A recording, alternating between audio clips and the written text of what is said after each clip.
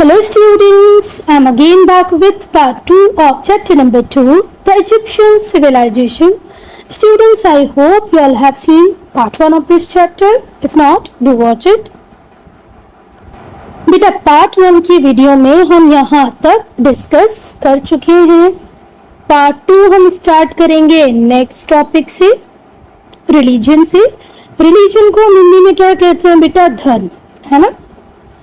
तो इस टॉपिक में हम लोग डिस्कस करेंगे कि रिलीजियस व्यूज क्या थे इजिप्शियंस के, रिलीजियस बिलीव्स कैसे थे, क्या इनका रिलीजन भी हिंदुइज्म की तरह था या इससे अलग था.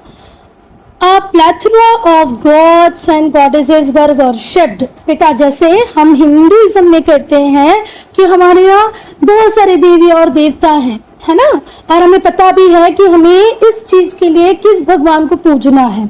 जैसे आपको ज्ञान की प्राप्ति करनी है तो माँ सरस्वती, माँ गायत्री को पूजेंगे. शक्ति चाहिए तो माँ दुर्गा को पूजेंगे. ऐसे होता है ना. वैसे इनके पास भी बहुत सारे देवी और देवता थे. ठीक है. अ प्लेथरा ऑफ गॉड्स, प्लेथरा का मतलब होता है बहुत सारे देवता और देवी पूजे जाते थे. किनके द्वारा? इजिप्शियंस के द्वारा. इजिप्शियंस बहुत सारे देवी और देवताओं की पूजा करते थे. और बेटा इजिप्शियन लाइफ के हर एस्पेक्ट को दिखाते थे एक देवता. ठीक है. मतलब जैसे हमारे पास सूर्य देवता है, चंद्र देवता है ना, इंद्र भगवान है, वैसे ही इनके पास भी थे. इनके जीवन के हर एस्पेक्ट के लिए एक देवता होते थे. ये लोग भी सन गॉड को मानते थे और उन्हें तो ये देवताओं का देवता कहते थे. किसको? सन गॉड को. तो इनके पास भी इजिप्शियन लाइफ के हर एस्पेक्ट को सिग्निफाई करते हुए एक भगवान थे. Each god had specific form. और एक बात और ध्यान से सुनो कि हर गॉड का एक स्पेसिफिक फॉर्म था. जैसे हमारे यहाँ भी है. जब हमें माँ सरस्वती को दिखाना होता है तो हम वीणा के साथ दिखाते हैं. दुर्गा को दिखाना होता है तो त्रिशूल के साथ दिखाते हैं. जब हमें भोलेनाथ शंकर जी को दिखाना होता है तो त्रिशूल भी होता है, नाग भी होते हैं, चंद्रमा भी होता है, गंगा भी होती है. ऐसे होता है ना. तो ऐसे ही इनके भी हर गॉड का एक स्पेसिफिक फॉर्म था. अमन रे और रा ये सन गॉड होते थे, जिन्हें क्या कहते थे? देवताओं का भी देवता, गॉड ऑफ गॉड्स. और इन्हें रिप्रेजेंट किया जाता था किससे? फैल्कन से. फैल्कन को हिंदी में क्या कहते हैं बेटा? फैल्कन क्या होता है? एक बर्ड होता है बेटा, और फैल्कन को हिंदी में हम कहते हैं बाज. तो he was represented by falcon. Falcon को हिंदी में क्या कहते हैं? बाज. ये क्या है? एक बर्ड है. ठीक है.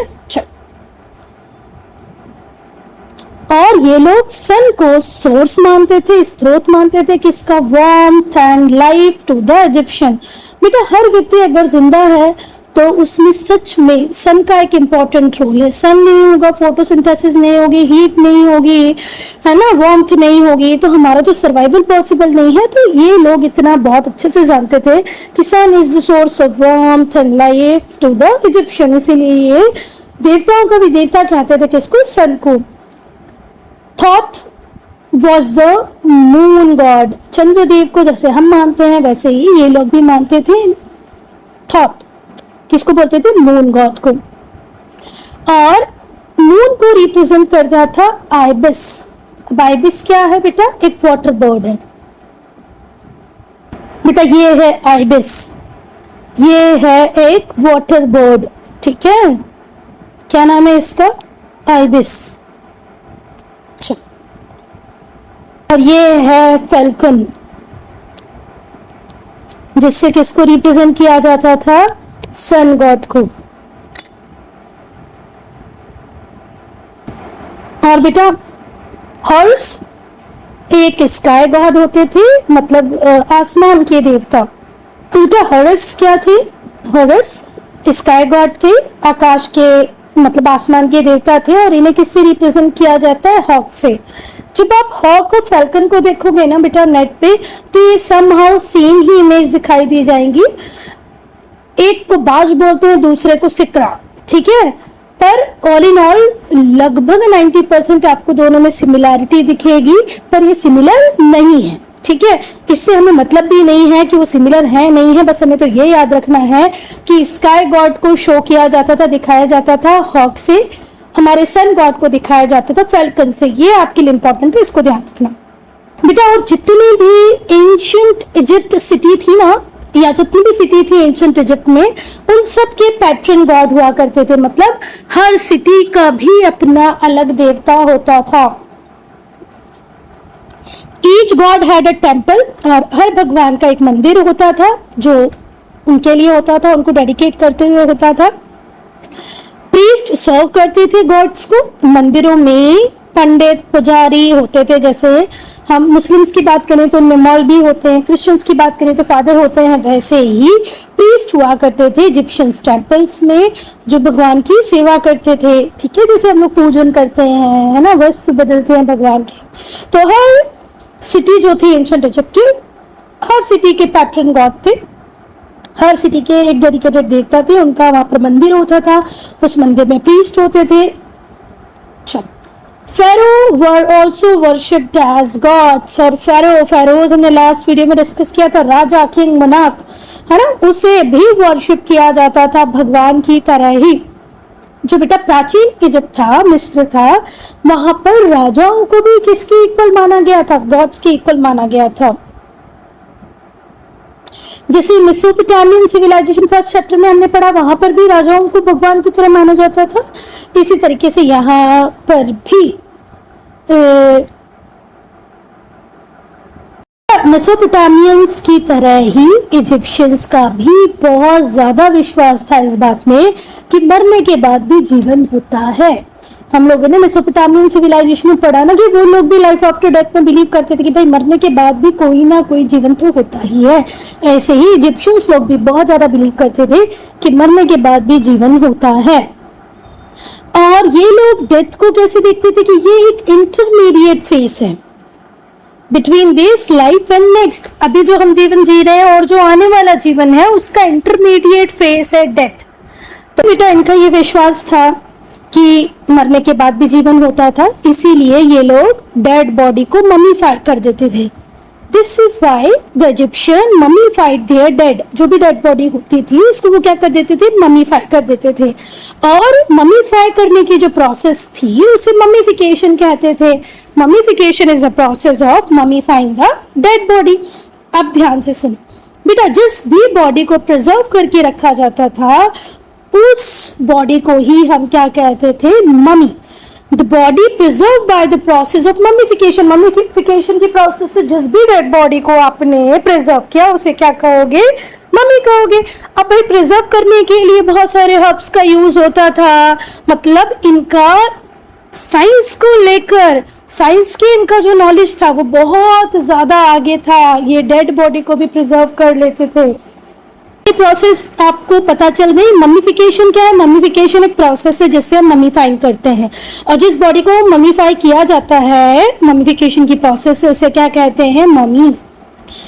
अब ममीफाई करने के लिए क्या करना पड़ता था? तो ममीफाई करने के लिए जो डेड बॉडी होती थी उसे कवर करते थे। किससे? हर्ब्स से, स्पाइसेस से। ठीक है, मेरी बात ध्यान से सुनो, मतलब इन्हें सोचो। बॉटनी भी आती थी, पेड़ पौधों का ज्ञान था, हर्ब्स का ज्ञान था, स्पाइसेस का अच्छा खासा नॉलेज था कि भाई डेड बॉडी को प्रिजर्व करने के लिए हम इन्हें कैसे यूज कर सकते हैं। चलो, तो डेड बॉडी को कवर किया जाता था हर्ब से, शर्ब से, और फिर उन्हें रैप कर दिया जाता था फाइन लेनिन में। अब लेनिन एक क्लोथ होता है, कपड़ा होता है, जो किससे बनता है? फ्लैक्स से। फ्लैक्स सीड्स आप लोगों ने सुना होगा, या फ्लैक्स सीड नहीं सुना होगा तो आपने अलसी सुना होगा, है ना। फ्लैक्स से बना जो क्लॉथ होता है उसे कौन सा क्लॉथ कहते हैं? लेनिन। तो पहले उस बॉडी के ऊपर हर्ब्स लगा दिए जाते थे, स्पाइसेस लगा दिए जाते थे, फिर उस पूरी बॉडी को रैप कर दिया जाता था फाइन लेनिन से। इससे क्या होता था? बॉडी प्रिजर्व रहती थी। जो ममी है फिर उन्हें वुडन बॉक्स में रख दिया जाता था। पहले बॉडी के ऊपर हर्ब्स लगाए, स्पाइसेस लगाए, लेनिन में उसको पूरा कवर कर दिया, फिर उसे वुडन बॉक्स में रख दिया, और फिर इस बॉक्स को एक स्टोन कॉफिन में, पत्थर की कॉफिन में रखा और एक टूम के अंदर बरी कर दिया। आप देखो कितना टेक्निकल प्रोसेस इन्होंने ऑप्ट किया है। पहले एक टूम है, टूम के अंदर एक कॉफिन है, कॉफिन के अंदर वुडन बॉक्स है और वुडन बॉक्स के अंदर लेनिन क्लॉथ में लिपटी हुई हर्ब्स और शॉप्स लगी हुई क्या होती है, डेड बॉडी, जिसे क्या कहते हैं, ममी। जो इजिप्शियंस थे उनका बिलीव था आफ्टर लाइफ पे कि भाई मरने के बाद भी जीवन है, जीवन होता है, इसीलिए जब वो ये डेड बॉडी को बरी करते थे तो उसके साथ बहुत सारे एवरीडे आर्टिकल्स को रख देते थे, जैसे फूड, क्लोथ्स, ज्वेलरी, फर्नीचर। मतलब डेड बॉडी तो होगी ही, मम्मी तो वहां पर होगी, मम्मी के साथ फूड होंगे, क्लोथ्स होंगे, ज्वेलरी होगी, फर्नीचर होगा, इन सबको भी बरी किया जाता था टूम में अलॉन्ग विद द मम्मी। और बेटा ये कौन है, ये है अनुबीस, है ना। अब तुम लोगों ने सुना होगा केरला स्टोरी में या कहीं और कि हमारे कैसे भगवान होते हैं, पूरी बॉडी इंसानों की होती है और सर एलिफेंट का हो जाता है, ये तो पॉसिबल नहीं है। अब इस पिक्चर को देख के आपको क्या लग रहा है, ये पूरी बॉडी ह्यूमन की है और ये जो फेस दिख रहा है ये जैकल का दिख रहा है। तो हम पे क्वेश्चन करने वाले क्या कभी इजिप्शियन सिविलाइजेशन पे क्वेश्चन करते होंगे? बिल्कुल नहीं, हम में ही है सब कुछ कि भाई कुछ भी कर लो, आप कितना भी क्वेश्चन कर लो, मजाक उड़ा लो। चलो, तो जो गॉड थे ममीफिकेशन के, उनका नाम क्या था, अनुबिस, और इन्हें रिप्रेजेंट किया जाता था किससे, जैकल से। Anubis the God of mummification. Dress, अब हम ड्रेस को पढ़ेंगे। ड्रेस बोले तो कपड़े, है ना, कैसे पहनते थे वो लोग, किस मटेरियल से वो बने होते थे। बेटा सबसे पहले तो आप बात जान लो, ये जो इजिप्ट है ये अफ्रीका में है ना। और अफ्रीका एक ऐसा कॉन्टिनेंट है जिससे इक्वेटर, ट्रॉपिक ऑफ कैंसर और ट्रॉपिक ऑफ कैप्रिकॉर्न तीनों ही गुजरते हैं, है ना। कौन कौन से लाइन लैटिट्यूड की, ट्रॉपिक ऑफ कैंसर, इक्वेटर और ट्रॉपिक ऑफ कैप्रिकॉर्न। तो तुम्हें क्या लगता है यहाँ गर्मी होती होगी कि नहीं होती होगी? ये वो जोन है जो सबसे ज्यादा हॉट होता है, 0 डिग्री टू 23.5, 0 डिग्री टू 23.5, ये वो जोन होता है जिसे हम टॉरड जोन कहते हैं। आई बात समझ में, टॉरड जोन जो सबसे ज्यादा गर्म होता है। तो बेटा ये देखो अफ्रीका को, ये रहा हमारा अफ्रीका, है ना। और इस अफ्रीका से ट्रॉपिक ऑफ कैंसर भी गुजरता है, इक्वेटर भी गुजरता है, ट्रॉपिक ऑफ कैप्रिकॉर्न भी गुजरता है। और ये वो रीजन है जिसे हम क्या कहते हैं, टॉरड जोन, जिसका सबसे पहला कैरेक्टरिस्टिक ही ये है, टू हॉट, सबसे ज्यादा दुनिया की गर्मी यही पड़ती है, ठीक है। तो इजिप्ट भी किस कॉन्टिनेंट को बिलोंग करता है, अफ्रीका को, तो वहां का क्लाइमेट भी कैसा होगा, हॉट होगा, है ना। बेटा लेनिन का यूज होता था गारमेंट्स बनाने के लिए, such as wrap around kilts, skirts, dresses. बेटा क्लिट्स भी स्कर्ट की तरह ही होता है, तो क्लिट्स, स्कर्ट्स, ड्रेसेस बनाने के लिए किसका यूज होता था, लेनिन का, है ना। लेनिन को कैसे प्रोड्यूस किया जाता था और कितनी क्वांटिटी में प्रोड्यूस किया जाता था, तो लेनिन को प्रोड्यूस किया जाता था फ्लैक्स प्लांट से, है ना, और बहुत अबेंडेंस में इसे प्रोड्यूस किया जाता था। Lenin was produce in abundance, बहुत ज्यादा मैसिव क्वांटिटी में, बहुत बड़ी क्वांटिटी में लेनिन यहाँ प्रोड्यूस होता था एंशिएंट इजिप्ट में, और इसे फ्लैक्स प्लांट से डिराइव किया जाता था। और ये फ्लैक्स प्लांट्स कहाँ पर ग्रो होते थे, along the banks of river Nile, Nile नदी के किनारे किनारे फ्लैक्स प्लांट्स लगते थे और फ्लैक्स प्लांट से ही बनता था लेनिन, ठीक है। फिर से मेरी बात सुनो बेटा, इंडस वैली सिविलाइजेशन में जहां हम कॉटन को देखते हैं कि हमारी प्राइमरी जो फाइबर क्रॉप थी वो कौन सी थी, कॉटन, वहीं पर अगर हम मेसोपोटामिया की बात करें तो यहाँ पर फाइबर प्राइमरली किससे बन रहा है, फ्लैक्स से बन रहा है ना। बेटा कॉस्मेटिक्स और ऑर्नामेंट्स ये मेन और वेमेन दोनों यूज करते थे। कॉस्मेटिक्स जान रहे हो, मतलब शायद इनके पास भी क्या होगा, टेलकम होगा, लिपस्टिक होगी, मस्कारा होगा, ऑर्नामेंट्स तो होंगे ही होंगे, है ना। तो ये दोनों ही पहनते थे, मेल भी और फीमेल भी। कुछ पीसेस हमें ज्वेलरी के मिले हैं, ठीक है, सम पीसेस ऑफ ज्वेलरी मिले भी हैं वहाँ पर, जब एक्सकवेशंस हुए हैं तो बहुत सारे ज्वेलरी के पीसेस मिले हैं। अब हम एग्जांपल पढ़ेंगे कि भाई वो कौन सी ज्वेलरी थी ये लोग पहनते थे। तो ये लोग पहनते थे नेकलेसेस, हार, ईयर रिंग्स, कान में पहनने वाला जो होता है ना, बैंगल्स, रिंग्स, बैंगल्स मतलब चूड़ी, रिंग्स मतलब अंगूठी, और एमुलेट्स भी वहां से मिले हैं हमें एक्सकवेशंस में। और एमुलेट्स भी जनरली लोग पहनते थे। और एमुलेट्स क्यों पहने जाते थे बेटा? इविल स्पिरिट को अपने से दूर रखने के लिए। आप लोगों ने सुना होगा ना, वो कोई भी जब हॉरर मूवी होती है तो उसमें जो हीरो या हीरोइन होती है जिसमें आत्मा आने लगती है, तो कोई बाबा वगैरह होते हैं, फादर होते हैं, कोई पंडित होता है, वो एक ताबीज, तांत्रिक समझ लो, पंडित नहीं बोलना चाहिए, फादर भी नहीं बोलना चाहिए, जो तांत्रिक होता है वो एक एमुलेट को दे देता है उस बच्चे को, इस हीरो या हीरोइन को, कि भाई एक्ट्रेसेस को, कि इसे पहनो तो वो आत्मा तुम्हारे अंदर नहीं आएगी। फिर वो आत्मा पूरी तरीके से ट्राई करती है कि वो ताबीज उसके गले से उतर जाए तो मैं इसके ऊपर आ जाऊंगा ना, ऐसे होता है ना।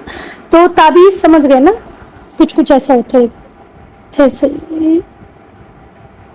ऐसा ताबीज है ना। तो एमुलेट्स ताबीज भी बोलेंगे, ये बुरी आत्मा को दूर करने के लिए होता था। अब हम ऑक्यूपेशंस को डिस्कस करेंगे। तो बेटा एंशिएंट मेसोपोटामिया के जैसे ही जो एंशिएंट इजिप्ट के लोग थे वो भी ज्यादातर किसान ही थे। क्या करें, उस टाइम में कोई टीसीएस नहीं होती थी, है ना, कोई एनवीडिया नहीं थी, कोई एप्पल नहीं थे, कोई वीवो नहीं थे, तो बेचारे क्या करते हैं, उनके पास एक ही काम था, वो था फार्मिंग का। तो most of the people engaged in farming activity. जो रिवर नाइल थी वो हर साल इन्हें फर्टाइल सॉइल दे देती थी, पानी दे देती थी इरिगेशन के लिए, तो क्रॉप्स को पूरे साल भर उगाया जाता था। एग्रीकल्चर मेन ऑक्यूपेशन था एंशिएंट इजिप्शियंस का। मतलब हमारा जो प्राचीन मिस्र था वहां पर लोगों का जो मेन ऑक्यूपेशन था वो क्या ही था, खेती, कृषि। दूसरे ऑक्यूपेशंस भी थे, मेन ऑक्यूपेशन एग्रीकल्चर था, तो ऐसा तो नहीं कहा कि दूसरे थे ही नहीं। तो दूसरे क्या थे? पॉटरी मेकिंग, मिट्टी के बर्तन बनाना, कारपेंट्री, लकड़ी से फर्नीचर बनाना, वीविंग, लेनिन क्लोथ बनाना। पहले लेनिन से आप लेनिन फाइबर निकालोगे, है ना, फिर उस फाइबर से स्पिनिंग करोगे, फिर वीविंग करोगे, वीविंग होती थी, स्पिनिंग होती थी, ग्लास बनाना इन्हें आ गया था, मेटल वर्किंग इन्हें आ गई थी, भाई मेटल्स पे कैसे काम करना है, ग्लास बनाना इन्हें आ गया था। पोल्ट्री फार्मिंग, ये क्या बोलते हैं, पोल्ट्री फार्मिंग आपको पता है ना, अंडे, एग्स, वो फिशिंग, मछली पकड़ना ये जानते थे, पोल्ट्री फार्मिंग ये जानते थे। तो समझ लो बड़े ही होशियार लोग थे। ग्लास बना लेते थे भाई, ग्लास बना लेते थे। बेटा आपको पता है क्या कि ग्लास किससे बनता है? ग्लास बनता है सैंड से, रेत से। रेत को बहुत टेम्परेचर पे गर्म करता है, फिर ठंडा करता है, ऐसे ऐसे कुछ प्रोसेस है। पर मैं बता दूं कि रेत की वहाँ कमी नहीं थी, तो ग्लास मेकिंग इनको आ गई, मेटल में काम करना आ गया, पोल्ट्री फार्मिंग ये करते थे, मछलियाँ पकड़ना भी इनका काम था। क्राफ्ट्समैन बहुत ज़्यादा प्रोफिशिएंट थे अपने क्राफ्ट में, उत्तम दर्जे की कुशलता इन लोगों ने हासिल कर ली थी क्राफ्ट बनाने में। जो इजिप्शियंस थे वो जानते थे पॉटर्स व्हील का यूज कैसे करना है। वो व्हील देखा होगा ना जिसपे वो मटके बनाते हैं, सलमान खान वाली मूवी जो थी उसमें सोनाक्षी सिन्हा मटके बनाती है, वो व्हील, पॉटर्स व्हील का यूज करना ये जानते थे। पॉटर्स ही नहीं, जो बहुत कुशल थे, कारपेंटर्स भी बहुत कुशल थे। कारपेंटर्स को वुड के ऊपर कार्विंग करना आ गई थी, फिर वो उसको ब्यूटीफुल आइवरी और प्रीशियस स्टोन से डेकोरेट कर देते थे। ठीक है, जो कारपेंटर्स थे वो जानते थे कि वुड को कैसे कार्व करना है। कार्व करने का मतलब खुरच खुरच के जो कलाकारी की जाती है लकड़ी के ऊपर, वो जानते थे। Into beautiful pieces studied with Ivory, Ivory मतलब हाथी दांत के से बने जो छोटे छोटे पीसेस थे उनसे वो सजा देते थे, प्रीशियस स्टोन से वो सजा देते थे। जो मेटल वर्कर्स थे वो आर्टिकल्स बना लेते थे, किस किस के, गोल्ड के, कॉपर के, मतलब सोने में काम करना इन्हें आ गया था, कॉपर में काम करना इन्हें आ गया था। बहुत स्किलफुली ये लोग काम करते थे। तो कारपेंटर्स को पता था कि पहले मैं वुड के ऊपर कैसे कार्विंग करूं, फिर कैसे आइवरी का उस पर यूज करूं जिससे बहुत ज़्यादा ब्यूटीफाई हो जाए। मेटल वर्कर्स भी बहुत उत्तम दर्जे के स्किलफुल हो गए थे, उन्हें सोने में, कॉपर में काम करना आ गया था। अब हम ट्रेड एंड कॉमर्स की बात करेंगे बेटा। ट्रेड का मतलब होता है व्यापार और कॉमर्स का मतलब होता है वाणिज्य। हाँ, ट्रेड मतलब बाइंग एंड सेलिंग, और कॉमर्स वो हर एक्टिविटी जो बाइंग एंड सेलिंग को असिस्ट करे, हेल्प करे, वो कॉमर्स होगी। ठीक है, अब बाइंग एंड सेलिंग के लिए चीजों को यहाँ से वहां ले जाना पड़ेगा, ट्रांसपोर्ट करना पड़ेगा, वेयर हाउस की रिक्वायरमेंट आएगी, तो वो सब किसका पार्ट होता है? कॉमर्स का। ट्रेड होता था बेटा, फॉरेन ट्रेड भी ये लोग करते थे, इनलैंड ट्रेड भी ये लोग करते थे। जब इजिप्शियन सिविलाइजेशन थी तो इजिप्ट में आपस में तो ट्रेड होता ही था, साथ ही साथ ये फॉरेन ट्रेड भी करते थे। मतलब आपस में ट्रेड का मतलब क्या है? ये इजिप्ट है तो इजिप्ट में तो ट्रेड होगा ही होगा, साथ ही साथ ये बाहर की कंट्रीज से भी ट्रेड करते थे, जैसे हम फॉरेन ट्रेड कहते हैं। जो फेरो मतलब जो राजा होते थे वो एंशिएंट इजिप्ट में वो व्यापार को पूरी तरह कंट्रोल करते थे। जो राजा थे एंशिएंट इजिप्ट के, उनका एक काम ये भी था कि वो ट्रेड को कंट्रोल करें। राजा ट्रेड को कंट्रोल करते थे। जो एक्सचेंज होता था गुड्स का, वो बार्टर सिस्टम के थ्रू होता था। मतलब तुम मुझसे कांच ले लो और सोना दे दो, सोना ले लो, कॉपर दे दो, मतलब चीजों को चीजों के बदले एक्सचेंज करने को ही क्या कहते थे बेटा? Barter system. जब आप पेन पेंसिल को एक्सचेंज करोगे तो एग्जाम्पल ऑफ बार्टर सिस्टम। जो मेन आइटम्स होते थे इंपोर्ट के, उसमें गोल्ड, आइवरी था। गोल्ड मतलब सोना, आइवरी मतलब हाथी दांत, तो जो टस्क होते निकले हुए, ऑयल और वुड। तो ये लोग इंपोर्ट करना मतलब कुछ चीज मंगवाना। तो ये बाहर से क्या क्या मंगवाते थे? मेसोपोटामिया के लोग गोल्ड मंगवाते थे, आइवरी मंगवाते थे, ऑयल मंगवाते थे और वुड, लकड़ी, तेल, हाथी दांत और गोल्ड। अब बेटा सिदार की जो लकड़ी होती थी उसे कहाँ से मंगवाया जाता था? लेबनान से। लैपिस लजूली को कहाँ से मंगवाया जाता था? अफगानिस्तान से। ये ब्लू कलर का पत्थर ही होता है, स्टोन होता है, प्रीशियस स्टोन होता है। तो फिर से ध्यान से सुनो, इंपोर्ट मतलब बाहर से क्या क्या आइटम ये मंगवाते थे? तो गोल्ड, आइवरी, ऑयल, वुड। और जो सिदार की लकड़ी थी उसे इंपोर्ट किया जाता था लेबनान से। लैपिस लजूली अफगानिस्तान से मंगाई जाती थी। लैपिस लजूली ब्लू कलर का पत्थर होता है, दिखाई देती हूँ आपको बेटा। ये है लैपिस लजूली, ये ब्लू कलर का एक बहुत ही प्रीशियस स्टोन होता है। और बेटा इनको कहते हैं हम आइवरी। ठीक है, हाथी के जो बाहर निकले हुए जो टस्क होते हैं वो उससे बनता है आइवरी। तो अभी देख लिया बेटा आपने, लैपिस लजूली हम अफगानिस्तान से ला रहे हैं, लेबनान से। और आइवरी ये लोग मंगवाते थे सेंट्रल अफ्रीका से। ऑलिव ऑयल मंगवाते थे क्रीट से। क्रीट एक आइलैंड है जो किसके कंट्रोल में है? ग्रीस के कंट्रोल में है। सिल्वर और ब्रोंज मंगवाते थे ये लोग सीरिया से। सीरिया से क्या आता था? Silver, bronze. क्रीट से क्या आता था? Olive oil. सेंट्रल अफ्रीका से इबोनी और आइवरी। सेंट्रल अफ्रीका मतलब जहाँ एलिफेंट बहुत सारे हैं तो इजीली आइवरी मिल जाएगी, और बहुत घने जंगल है तो इबोनी भी मिल जाएगी। इसके अलावा बेटा ये तो सारे इंपोर्ट के आइटम हो गए, Lapis lazuli, ebony, Ivory, olive oil और सिल्वर और ब्रोंज। अब ये लोग एक्सपोर्ट क्या करते थे? तो बहुत सारे आइटम्स को ये एक्सपोर्ट भी करते थे। लेनिन को एक्सपोर्ट करते थे, ज्वेलरी को एक्सपोर्ट करते थे, वीट को एक्सपोर्ट करते थे, फर्नीचर को एक्सपोर्ट करते थे, और glassware, furniture, wheat, jewellery, Lenin, ये सब ये लोग एक्सपोर्ट करते थे, मतलब बाहर की कंट्री को बेचते थे। कैमल्स और डोंकी का यूज किया जाता था। कैमल्स और डोंकीज को यूज किया जाता था to carry goods over land. यहाँ से वहाँ गुड्स को ले जाने के लिए यूज करते थे कैमल्स को और डोंकीज को। जो गुड्स थे वो ट्रांसपोर्ट करते थे ये लोग all over the length of the country. पूरे इजिप्ट में इनका गुड यहाँ से वहाँ जाता था। कई बार ये बोट्स का यूज भी करते थे, स्मॉल शिप्स का यूज करते थे, जिसके थ्रू ये नाइल रिवर के थ्रू भी ट्रांसपोर्ट कर पाए। अब बेटा हम मेजर अचीवमेंट्स को डिस्कस करेंगे। किसके मेजर अचीवमेंट्स? इजिप्शियंस के। आर्किटेक्चर। तो बेटा देखो, जो एंशिएंट इजिप्शियंस थे उन्हें बहुत ज़्यादा जाना जाता है उनके सुंदर सुंदर मंदिरों की वजह से और पिरामिड्स की वजह से। पिरामिड्स क्या है? तो पिरामिड्स ट्रायंगुलर स्ट्रक्चर्स हैं। ठीक है, जो बड़े से ब्लॉक ऑफ स्टोन पे बने हुए हैं, ब्लॉक ऑफ स्टोन्स पे बने ट्रायंगुलर स्ट्रक्चर्स होते हैं पिरामिड्स। जो ग्रेट पिरामिड गीजा में है, ये इजिप्ट का सबसे बड़ा पिरामिड। अगर आपसे पूछे कि इजिप्ट का सबसे बड़ा पिरामिड कौन सा है तो क्या कहेंगे? The great pyramid at Giza. The great pyramid at Giza.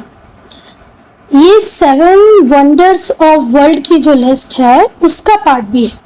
जैसे हमारे इंडिया से ताजमहल 7 वंडर्स ऑफ वर्ल्ड में है, वैसे ही ये जो ग्रेट पिरामिड है गीजा का, जो इजिप्ट का सबसे बड़ा पिरामिड है, ये वन ऑफ द बिल्डिंग है 7 वंडर्स ऑफ एंशिएंट वर्ल्ड।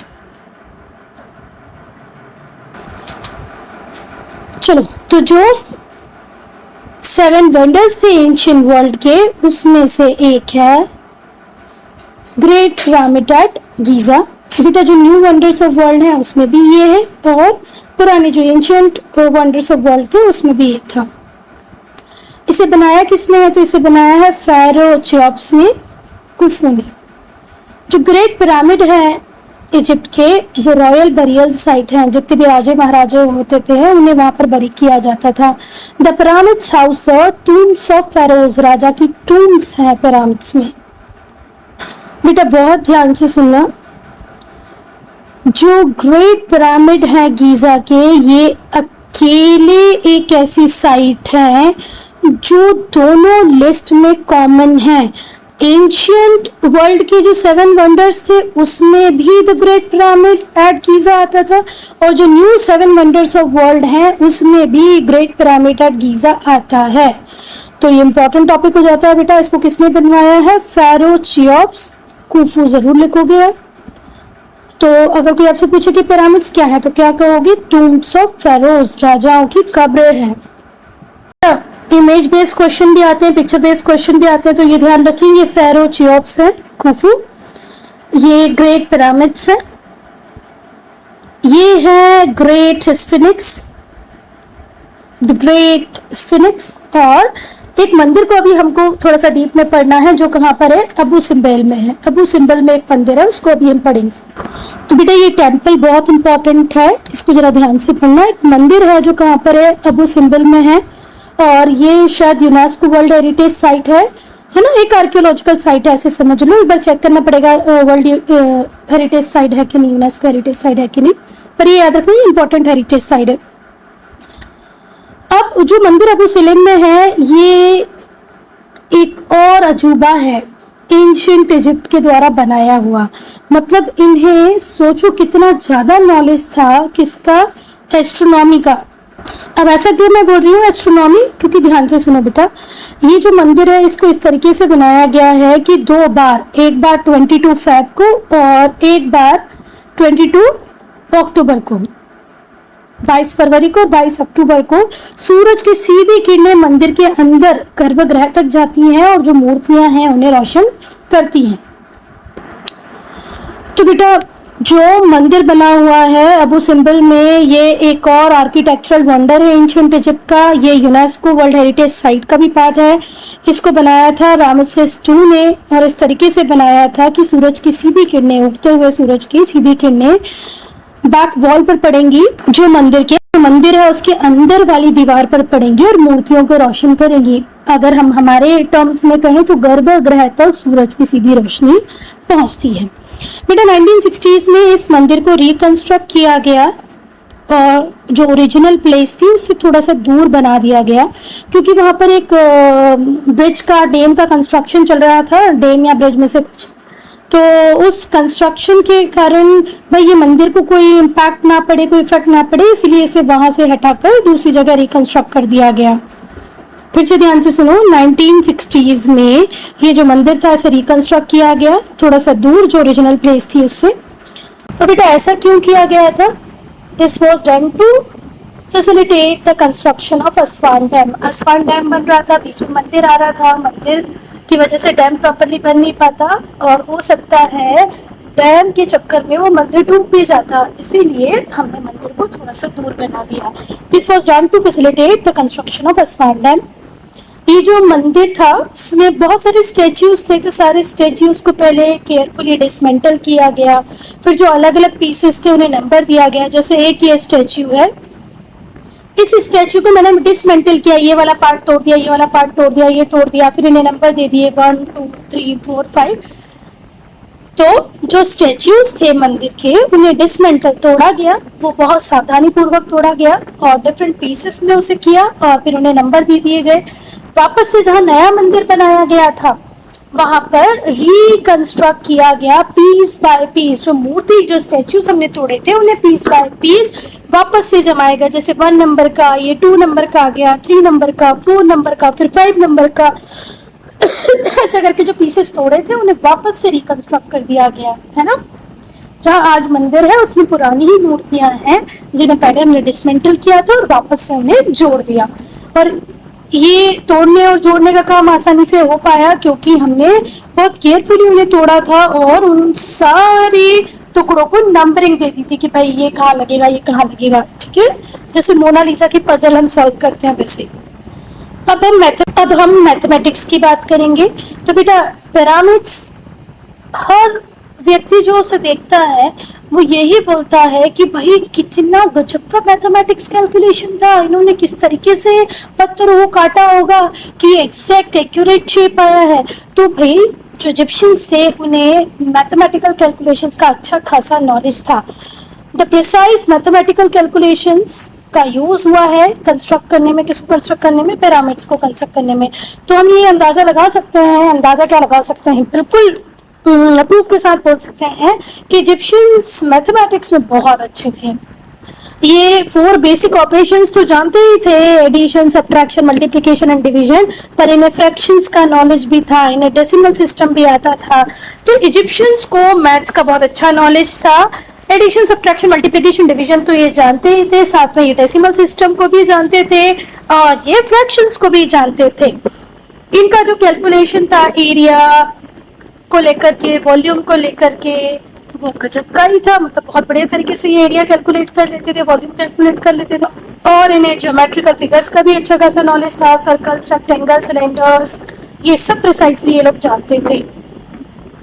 इन्हें डीप नॉलेज था बेटा ज्योमेट्री का। पिरामिड्स बिना ज्योमेट्री के नॉलेज के बन ही नहीं सकते।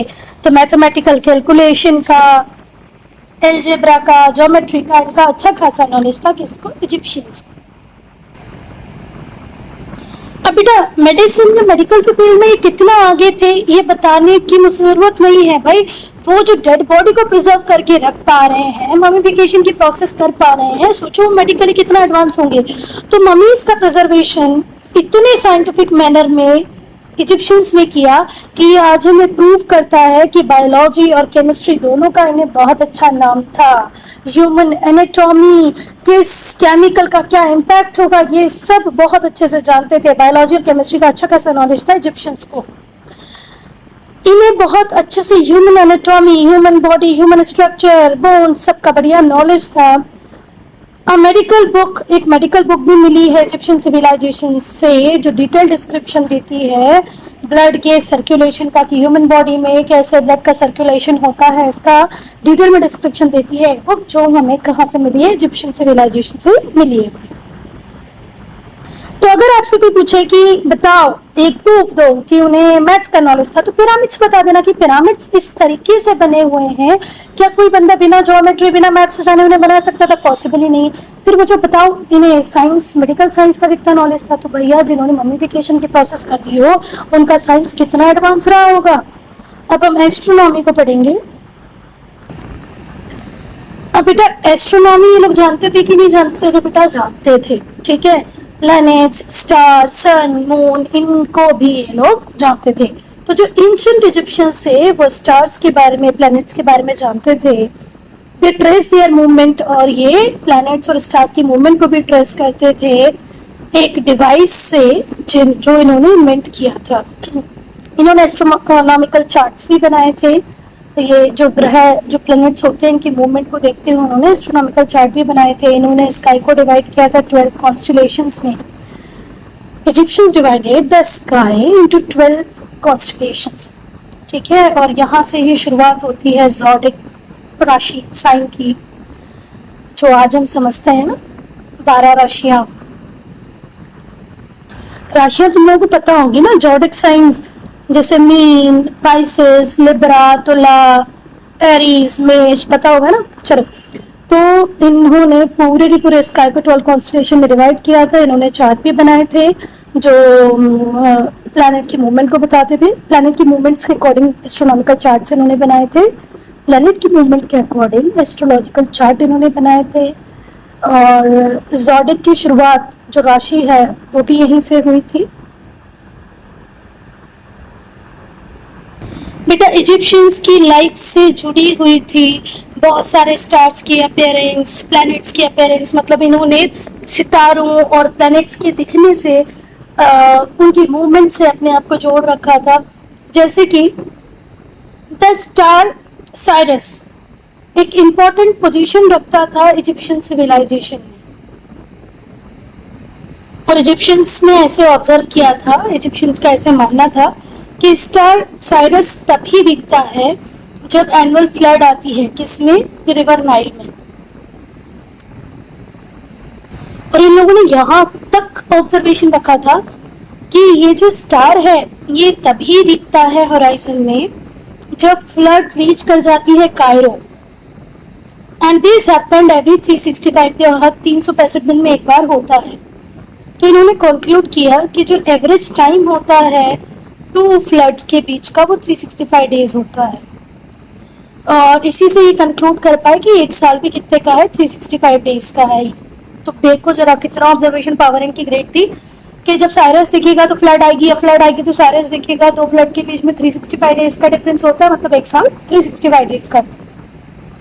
और इसी से ये सोलर कैलेंडर को डिवाइस कर पाए, बना पाए। इन्होंने एक साल को 12 महीनों में डिवाइड किया, हर महीने को 30 दिन में डिवाइड किया। तो सोच रहे हो ये जो आपको 12 महीने मिले इजिप्शियंस की देन है, हर मंथ में ऑन एन एवरेज हम 30 दिन मान लेते हैं, इन्हीं की देन है। जो रिमेनिंग 5 डेज है उन्हें ये सेलिब्रेशन के रूप में सेलिब्रेट कर लेते थे, फेस्टिवल के रूप में सेलिब्रेट कर लेते थे, मतलब जो 5 दिन बचे हैं उसको ये सेलिब्रेट कर लेते थे, सेलिब्रेशन मान लेते थे, फेस्टिवल मान लेते थे। Each month had 3 weeks of 10 days each. हर देखो 30 दिन का एक मंथ है, अब एक महीने में 30 दिन है, तो एक वीक में इन लोगों ने कितने दिन रखे थे, 10 दिन रखे थे। और एक हफ्ते में कितने ही वीक होते थे, 3 वीक होते थे। आई बात समझ में? आप जो 5 दिन बचे हैं उसमें ये सेलिब्रेट करते थे। इजिप्शियंस को ये भी पता था कि समय को कैसे मेजर करते हैं, ये सन डायल्स का यूज करते थे, शैडो क्लॉक्स का यूज करते थे, वाटर क्लॉक का यूज करते थे टाइम को मेजर करने के लिए। तो इजिप्शियंस जैसे ईयर मंथ के बारे में जानते थे वैसे ही समय को भी मेजर करना जानते थे, सन डायल का यूज करते थे, शैडो क्लॉक का यूज करते थे, वाटर क्लॉक का यूज ये लोग करते थे। स्क्रिप्ट की बात करेंगे, स्क्रिप्ट को हिंदी में क्या कहते हैं, लिपि। बेटा जो इजिप्शियन राइटिंग सिस्टम था उसे हायरोग्लिफिक्स कहते हैं, और अगर ग्रीक भाषा की बात करें तो ग्रीक भाषा में इसका मतलब होता है सेक्रेड राइटिंग। हायरोग्लिफिक्स किसका राइटिंग सिस्टम था, इजिप्शियन का राइटिंग सिस्टम था। अगर कोई पूछे कि भाई ग्रीक में इसका मतलब क्या होता है, तो ग्रीक में इसे कहते थे सेक्रेड राइटिंग। जो हायरोग्लिफिक स्क्रिप्ट थी इजिप्शियंस की, उसमें पिक्चर्स और इमेजेस दोनों का यूज होता था, और ये राइट टू लेफ्ट लिखी जाती थी, राइट टू लेफ्ट, है ना। यहाँ से लिखना चालू करेंगे इस तरीके से लिखते थे, राइट टू लेफ्ट। और बेटा ये जो पिक्चर बेस्ड स्क्रिप्ट थी ना, बाद में इसे रिप्लेस कर दिया गया था अल्फाबेट से विद 24 कॉन्सोनेंट। 24 कॉन्सोनेंट का एक पूरा अल्फाबेट सीरीज थी जिससे रिप्लेस कर दिया गया था इस पिक्चर बेस्ड स्क्रिप्ट को। बेटा ये जो हायरोग्लिफिक्स स्क्रिप्ट थी ये हमें क्ले टेबलेट्स पे मिली है, मिट्टी की ऐसे स्लेट टाइप की बना दी जाती थी, फिर उसे सुखा दिया जाता था, उसके ऊपर लिखा जाता था। क्ले टेबलेट्स पे मिली है, टूम पे मिली है, वॉल्स पे मिली है, और स्टोन पे वॉल्स पे टूम्स पे मिली है हमें हायरोग्लिफिक स्क्रिप्ट, जो किसकी थी, इजिप्शियंस की थी। और बेटा ये इस टाइप से लिखा जाता था, कितना मुश्किल होता होगा भाई। पढ़ेंगे इजिप्शियन सिविलाइजेशन के डिक्लाइन को। तो इजिप्शियन सिविलाइजेशन डिक्लाइन की तरफ जाती है at the end of new kingdom period. New kingdom period का जब एंड चल रहा था, जब धीरे धीरे ये डिक्लाइन हो जाती है। और कारण क्या था इसके डिक्लाइन होने का, पहला रीजन जो दिया जाता है वो ये है कि फॉरेन इन्वेजन्स होने लगे, और फॉरेन इन्वेजन्स के कारण इजिप्शियन सिविलाइजेशन धीरे धीरे करके वीक हो गई। बेबीलोनियंस, एसारियंस, पर्शियंस, ये वो लोग थे जिन्होंने इजिप्ट को इन्वेड किया। तो बेटा foreign invasion is one of the main reason of the end of Egyptian civilization, क्योंकि ये जो इन्वेजन्स थे, भले वो बेबीलोनियंस के हों, असारियंस के हों, पर्शियंस के हों, इन्होंने इतना इन्वेड किया इजिप्ट को कि एक टाइम के बाद वो इतना बचा ही नहीं कि अपने आप को सुरक्षित रख पाता, संरक्षित रख पाता, वो बेचारा बहुत वीक हो गया। एंड जो मौर्यन पीरियड में इंडिया को इन्वेड करने आए थे, चंद्रगुप्त मौर्य का जब राजतिलक हुआ था उस टाइम अलेक्जेंडर आ रहे थे इंडिया को इन्वेड करने के लिए, पर कर नहीं पाए, पोरस से इनकी लड़ाई हुई थी, है ना, याद है ना। तो वही अलेक्जेंडर जो थे उन्होंने इजिप्ट को भी इन्वेड किया था 332 BCE में। 332 BCE में इजिप्ट को इन्वेड किया था अलेक्जेंडर ने, और ये जो इन्वेजन्स थे इनसे बेचारे इजिप्शियंस वीक होते गए। दूसरा है इंटरनल रिवोल्ट्स होने लग गए थे, मतलब खुद इजिप्ट में ही बहुत सारे विद्रोह होने लग गए थे, जिससे भी इजिप्शियन सिविलाइजेशन का क्या हुआ, डिक्लाइन हुआ। जब क्वीन क्लियोपैत्रा की डेथ हो जाती है 13 BCE में। बेटा जैसे ही डेथ होती है क्वीन क्लियोपैत्रा की, कब होती है डेथ, 13 BCE में। इजिप्ट पार्ट बन जाता है किसका, रोमन एम्पायर का। ये है क्वीन क्लियोपैत्रा। ये जो क्वीन थी क्लियोपैत्रा, इनकी डेथ होती है 13 BCE में, और उसके बाद इजिप्ट पार्ट बन जाता है कौन सा एम्पायर का बेटा, रोमन एम्पायर का। Students, I am ending this